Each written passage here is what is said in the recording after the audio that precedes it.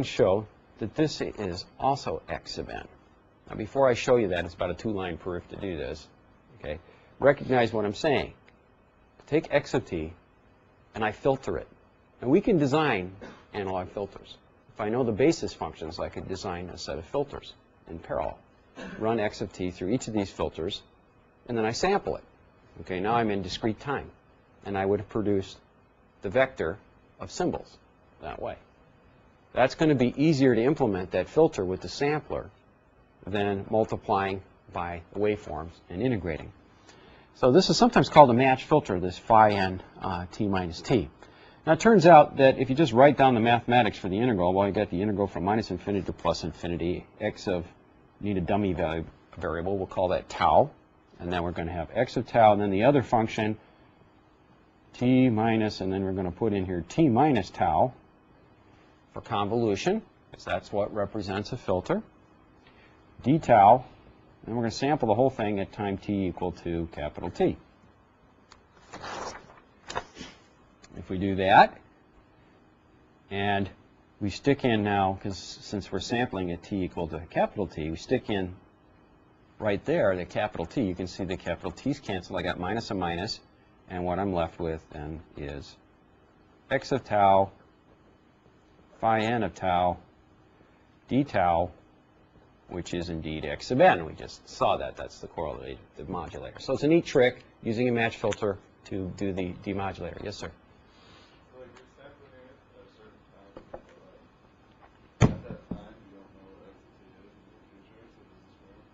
Yeah, well, tacit in what I've described here is a possible non-causality, okay, in terms of implementation.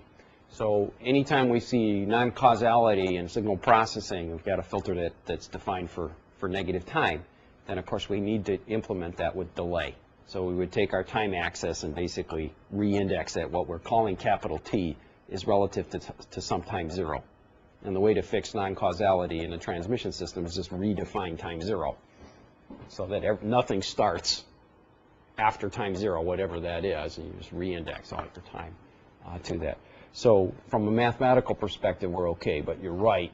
If there is any non-causality implied, then we're going to have to delay, and this sampling point capital T on a different time scale may be actually some other later point in time.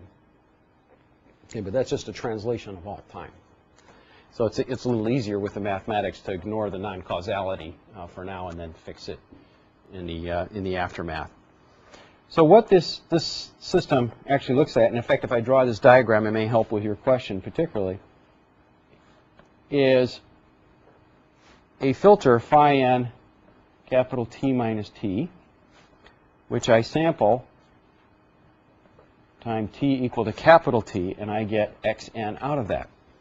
Now I have x of t, okay, and presumably that exists for some interval in time, and I have this filter phi n of t. Now if this looks like it has non-zero components for negative time, I have to re-index time, so that's going to change my entire time scale and will offset this. And it's going to depend on the filter that we implement, but that's okay. Just re-index time, call it something else, and you're going to have to wait until everything is basically died to zero basically before you can sample here.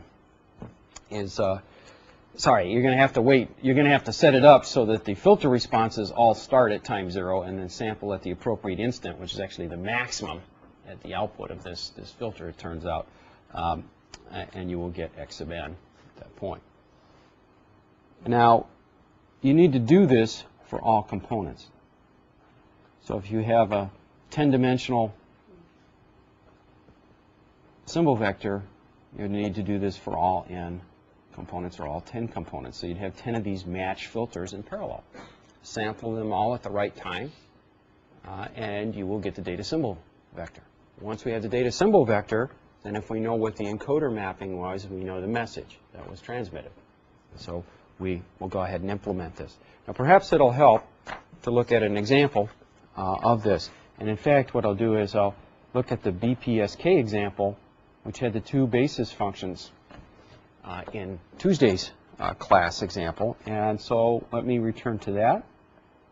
BPSK, in case you forgot, we had a couple of basis functions. They're not the only way to represent BPSK. Somebody noted we could do it with one dimension instead. That's fine. but 2 dimensions works just as well. And these were the two functions. They were normalized, so they had unit energy. In other words, if you integrate them all over a single symbol period squared, you'll get 1. And I'm going to write phi 2 of t here is the same expression. I'm just going to put a minus there and put a ditto here for that. So those are the two basis functions, and they existed only over time 0 to capital T. Okay, so if I were to implement this, x of t, then a modulated waveform for one of the messages would go through 2 match filters in parallel. And the match filters in parallel here are going to be square root 2 over t, and then I'd have to stick in a capital T minus, a capital T minus t into the argument here. What happens is, you can see I'm going to 2 pi t over t, and if I add 2 pi to the argument of a sinusoid, that's just, I can delete that because it's just periodic. I'm going to have a minus t here for one of the functions, okay? And so I could do that. Cosine, what will happen, then I'll write it like this, pi over 4 minus 2 pi t over t. And then this will be defined for 0 is less than or equal to t is less than or equal to capital T. But when I look at that particular interval, okay, and I stick in t minus t, what's going to happen is it's going to go from minus t, minus capital T, to 0. Okay, so automatically responding to the question that came up earlier, I'd see, okay, this is defined for negative time, so I'm going to need to translate time by t units. So what I would really do would be implement this filter causally, reindexing time in, and then sampling at time 2t. But because I'm allowing a non-causal implementation here, I'll sample at time t. That's what we've seen in the notes. But in reality, we'd implement this causally and then sample at time 2t instead. And the second basis function, square root of 2 over t, cosine. In this case, I'm going to get a minus sign here. So what's going to happen, I'll have a minus 2 pi over t and a minus pi over 4. And since cosine is even, I'd have pi over 4 plus 2 pi t. And again, sample that at time t equal to t. And I would have here x1 and then x2 coming out. And I would have reproduced the data symbol vector. A couple of match filters and sampling devices will reproduce the modulated waveform. Okay, so you could do this basically for any modulating type, not just BPSK. And as long as we know the basis functions, we know what we need to know to be able to design the demodulator with a bank of match filters and sampling devices in the receiver. Now, what actually happens in a transmission system, in a channel, is that x of t enters a channel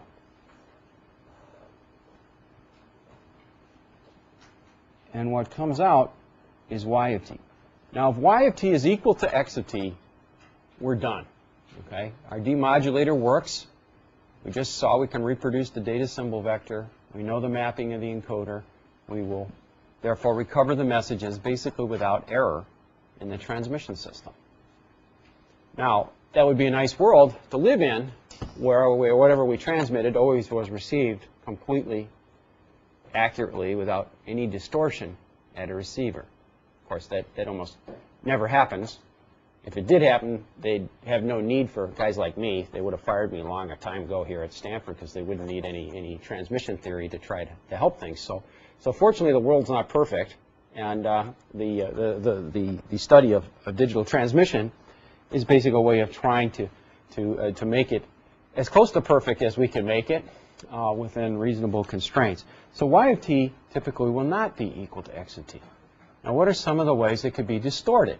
Well, an obvious one is just noise. Okay? Transmit through any kind of environment. If you transmit through the airwaves on a wireless connection, there's noise in the atmosphere. Okay? You come into a little resistor, an antenna system front end, You know, you probably have seen things about trying to very best receivers in the world for wireless systems try to operate near absolute zero in terms of temperature, so they have very low noise. It turns out the lower the temperature of the receiver, the less noise you get in the resistance and the antenna that you're receiving.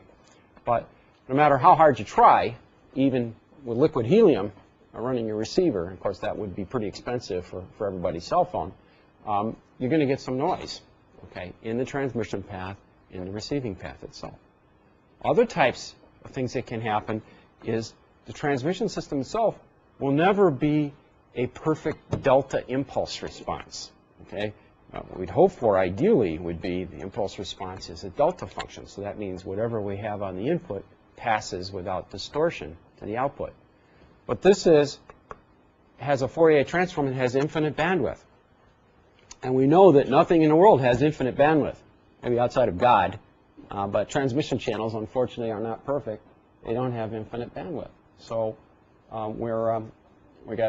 we can expect some kind of distortion, that the x of t, whatever message is represented on the input, may not be completely represented, even in the absence of noise, on the output of the channel.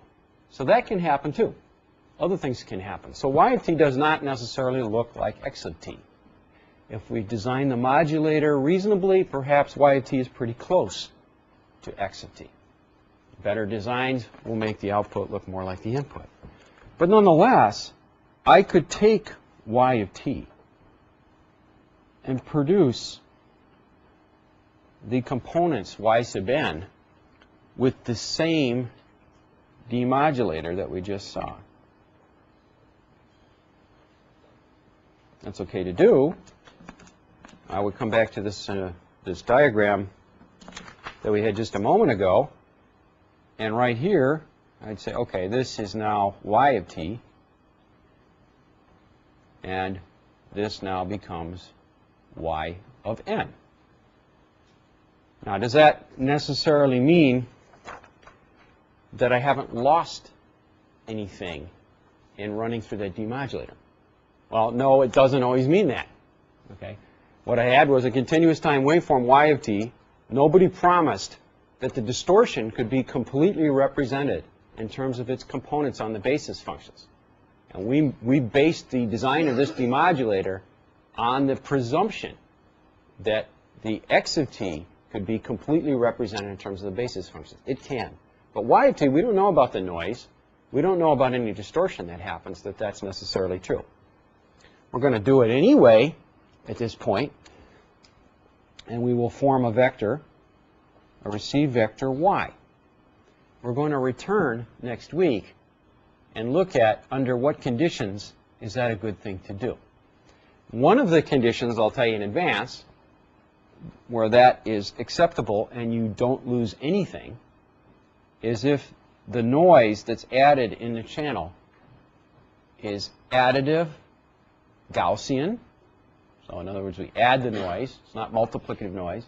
It's Gaussian in distribution, and it's white, which means its power spectral density is flat out to all frequencies. Now, such noise doesn't exist because that's infinite bandwidth again, never happens. If the transmission system is a delta function and you have additive white Gaussian noise, this demodulator doesn't lose anything in terms of its performance. All the things that it loses are irrelevant to the decision. We're going to see a theorem on irrelevance that allows us to assess whether we can throw away parts of the received signal or not. But we're going to get to that a little bit later. What we're going to do first is say, let's presume that we've done that. And we'll say that y is all we got. Okay? Now, it may be completely sufficient to represent the original waveforms. It may not be. But if this is what we have, what is the best thing we can do based on observing this n-dimensional vector y in terms of deciding in a best way which of the capital M messages was sent through the transmission system? And so we're going to study that here momentarily. So this will be the same demodulator, and in fact, what happens often in transmission systems, okay, is that they're bidirectional, so that you will see both a modulator and a demodulator in the same box, the modulator for transmitting in one direction, the demodulator for receiving in the opposite direction. And so typically those boxes are called modems, which is a contraction of two words, modulation, demodulations. I should have put a capital O over here. You can see M-O-D-E-M, modem, is where that comes from. Now that applies typically in the science of data transmission. When we say modem, when I say modem, that means any system that uses a modulator and a demodulator, that they're both in the box. Unfortunately, if you're talking to non-specialists, when they hear this word modem, they immediately think the voice band modem that they used to attach to their telephone line to send data for internet access. And they think that's what a modem is, and wireless is not a modem, and fiber does not use modem. It's only these voice band modems, because those were the first, wide-scale use of modem modulation, demodulation technology. At one point in the mid-90s, they were selling 500 million of those a year. They said, so modem came to mean that. That was not the intent of the originators of the concept. But it really is, in the scientific sense, it applies to any system. So your cell phone has a modem in it. Your DSL or cable modem system has a modem in it. And in fact, you can see the modem being used in cable modem actual name itself. So that's where the term comes from, and we'll use it that way. Now, one of the questions that, before I get into demodulation, came up last time, and I'd just like to draw your attention to it. It's not a hard concept. It's not particularly important either, but it is something that if your intellectual curiosity is aroused, is the set of functions. Someone asked me, for the BPSK, why didn't I use one basis function instead of two? Well, that's a good question. And more generally, it may not be so obvious. If you have a set of 10 basis functions, do you necessarily have a smallest set to represent a given set of message waveforms that you're going to transmit through a channel? Well, in fact, if you know any set of message waveforms, there is a procedure, a little algorithm in the appendix of the chapter you may be interested in, that will not only provide you a set of basis functions, but it will provide you with a set that has the smallest number of dimensions to represent the basis functions. So this is called Gram-Schmidt orthogonalization. It's in the appendix. You can do that. Typically what actually happens in design, and what we'll be doing in the class, is we'll already tell you what the set of basis functions is that's sufficient for some particular type of encoder that we're using, and we're going to use that for transmission, and we already know it's a minimal set or it's a good set to be used, and so we don't have no need for this procedure. But if you were presented with that particular problem of trying to find a set of basis functions, if you just knew the waveforms, then you could use the Gram-Schmidt procedure in the appendix to actually pursue that. What I would like to talk about in leading to the optimum demodulator, or optimum detector, as it's sometimes called, is a vector channel. We've talked about a system that takes a message M, and it first encodes it into a vector X, which is then modulated, sent through a channel,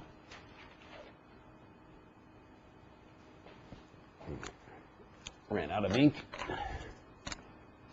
and then sent through a demodulator,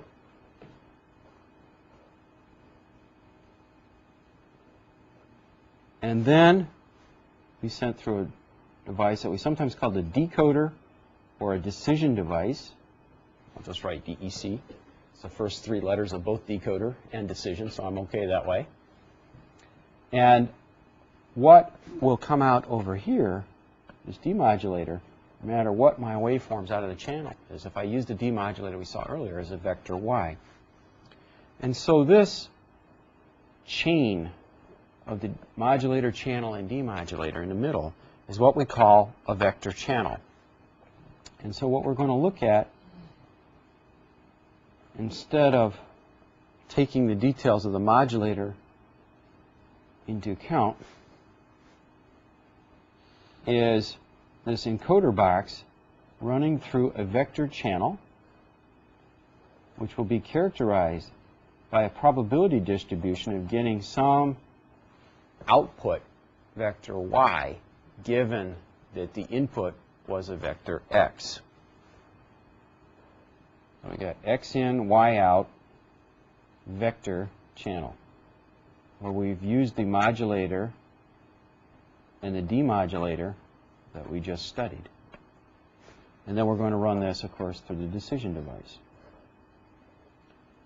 And we're going to study that problem first, okay, rather than get into whether I can actually do this demodulator or whether I've lost something in doing that type of demodulator I showed. And that, of course, is going to depend on the channel.